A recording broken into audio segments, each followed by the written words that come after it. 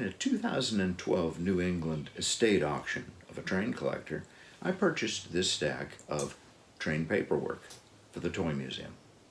What we ended up with was the personal archives of one of the pioneers of 3/16 scale S-gauge model railroading in the United States.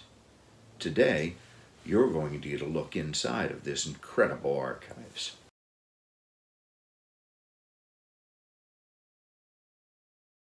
What we ended up purchasing for the Toy Museum back in 2012 was the personal archives of a New England gentleman named Willis G. Stewart. Known by his friends as Bill, Mr. Stewart founded 2 different model railroading companies and invented things. He held patents, 4 of them, in 3 distinctly different fields. He was a serial entrepreneur and a serial inventor. Today, we're going to walk through a little bit about his amazing personal history through the documents in his archives. And stick around to the end, because Mr. Stewart also has a connection to well-known American train manufacturer Lionel. Our story begins in the fall of 1933 with Willis Stewart graduating from the General Motors Institute of Technology in the product engineering sequence of the cooperative engineering course. After graduation, he took a job with the Marvel Schaebler Carburetor Division of Borg Warner Corporation in their engineering department at Flint, Michigan. While there, he worked on injection systems to handle fuels of all grades at low pressures. It's during this same time frame that Willis Stewart also began to become interested in hobbies, specifically model railroading. Stewart's modeling and electronic control skills improved at such a rapid rate that by 1943, the Model Craftsman magazine named his layout the first prize winner in the HO gauge private owner class. Around the same time, Stewart became enamored with another fairly new gauge, 3/16 scale. Now, 3/16 scale had been around in bits and pieces for many, many years, but it wasn't until the Cleveland Model and Supply Company really started to push it in the late 30s it became mainstream. Cleveland Model and Supply developed standards, promoted the gauge, and sold early locomotives and rolling stock, all done in 3/16 scale, but made to run on O-gauge track.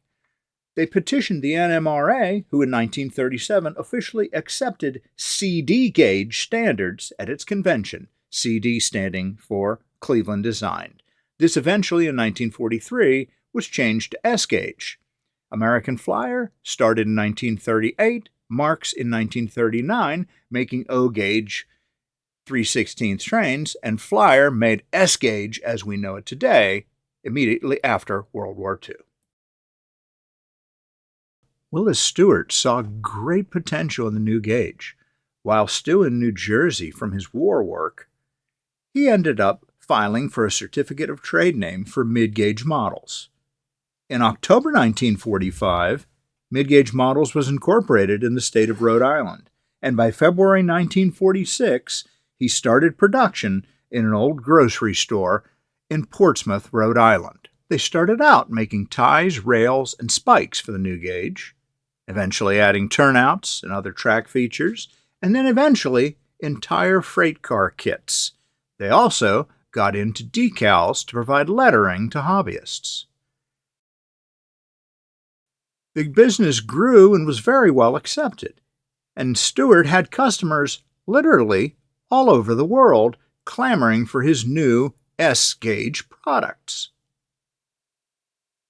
As sales grew, so did Stewart's staff. He kept adding on additional employees, many of them high schoolers who helped with assembly and production of parts.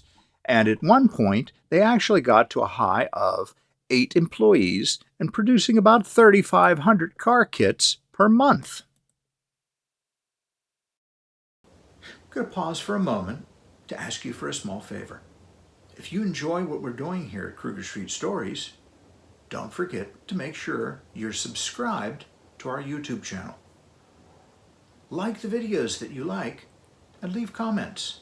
All of these actions help us with the algorithms at YouTube so that more people will see our videos and will be promoted more, which helps the channel. And don't forget to click that notification bell so that you'll always be informed when we post a new video. For those who've already subscribed, thank you. Now back to today's episode. Stewart wanted to expand his business, but finding space in a burgeoning economy of post-war America was difficult.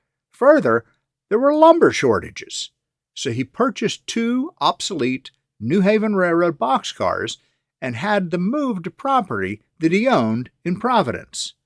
The left car became the manufacturing facility. The right car housed his office, plus a test track and display area for Midgage models. This test track evolved into something far more significant, which we'll talk about in a few minutes. The Midgage models line continued to expand. Stewart added on passenger cars and various types of railroad trucks, both freight and passenger. It was during this time frame that 2 of his items, the passenger car and the passenger truck, were issued patents by the United States Patent Office. The line continued to grow and expand, both because of its quality and because of Stewart's marketing through railroad magazines like Model Railroader, through hobby distributors, and appearing in several different railroad model shows across the country. Always wanting to produce the best product possible, Stewart Willis regularly submitted samples to the NMRA for evaluation and was told at one point in 1946 that his products were 100% compliant to NMRA standards and was permitted to use the NMRA standards wordage in his advertising. He also reflected this nod to precision with his trademark logo, which shows a calipers. Testimonials from happy customers started to roll in from all over the country and from places as far away as South America and Europe. And Midgage set upon one of their most aggressive projects yet, making a kit to completely redesign an American Flyer Pacific engine to full S scale. Having the Stewart archives made us a little more interested in Midgage models. We began to look for them. They're very hard to find. Not too many things come onto the market. We have found decals. They made an extensive line of S-gauge model railroad decals. We were very fortunate to end up with a boxed, original boxcar made by Midgage. This one has been completed. It's a Santa Fe. You can see the Midgage running gear underneath of it. And there was one item that we found in the back alleys of eBay, which was truly unique. This is an American Flyer flat car, redone with Midgage freight trucks. However, it also contains a load and the affair to hold the load in place of 2 little trailers which carry on them the Midgage name. Unbeknownst to the seller and us at the time, this was actually one of the display pieces made by Willis Stewart for his 1947 displays at model railroading shows. And now back to that boxcar. In 1946, an O-gauge modeler named Gene Fletcher had an opportunity to visit Midgage, and he fell in love with 3/16 and the new scale.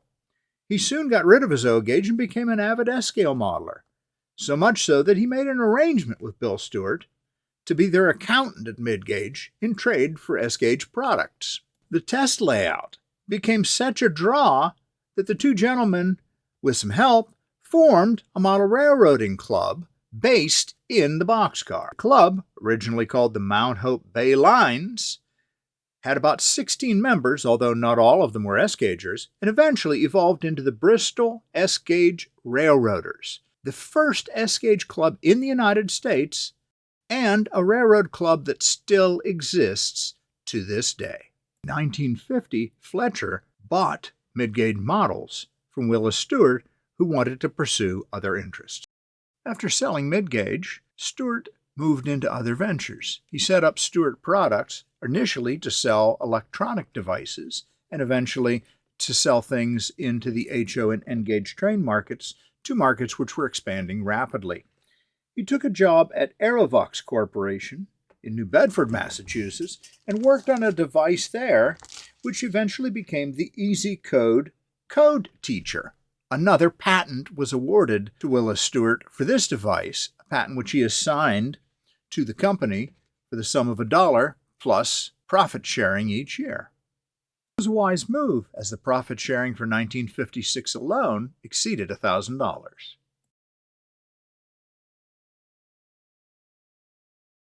Willis Stewart's eye for detail paid off, as Stewart Products became a go-to supplier to many people manufacturing industrial models, the models of proposed industrial facilities which were made up during the development process. He worked on models for several major companies and helped to develop the models for an Odessa, Texas fluor plant, a California Electric Power Company plant in San Bernardino, and a Great Northern Oil Company plant in Pine Bend, Minnesota, among others. He also occasionally had industrial-scale model manufacturers sending him masters so that he could duplicate them to provide multiple machines for applications in their finished models.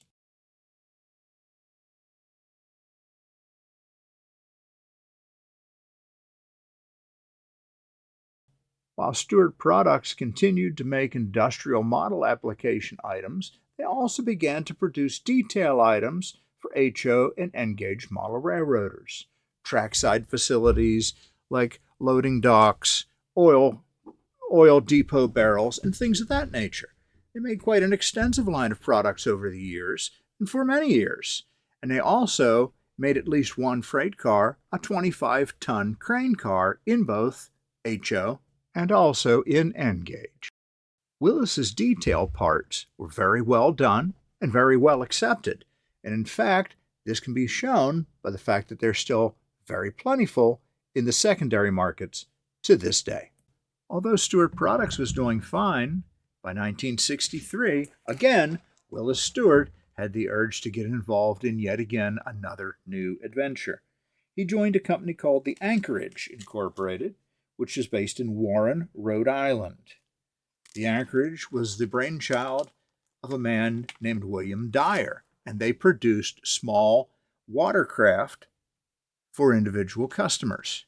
Willis Stewart came on board as the plant manager and is integral in the development of things such as their Plan-A-Boat kit, where the potential customer could use paper cutouts to design exactly what features they wanted in a particular boat.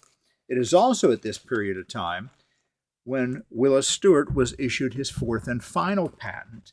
It was a patent for changes to the boat rudder to improve their performance. The Stewart rudder was equipped with planing angle trim plates. So what about that connection to Lionel that I promised you at the beginning?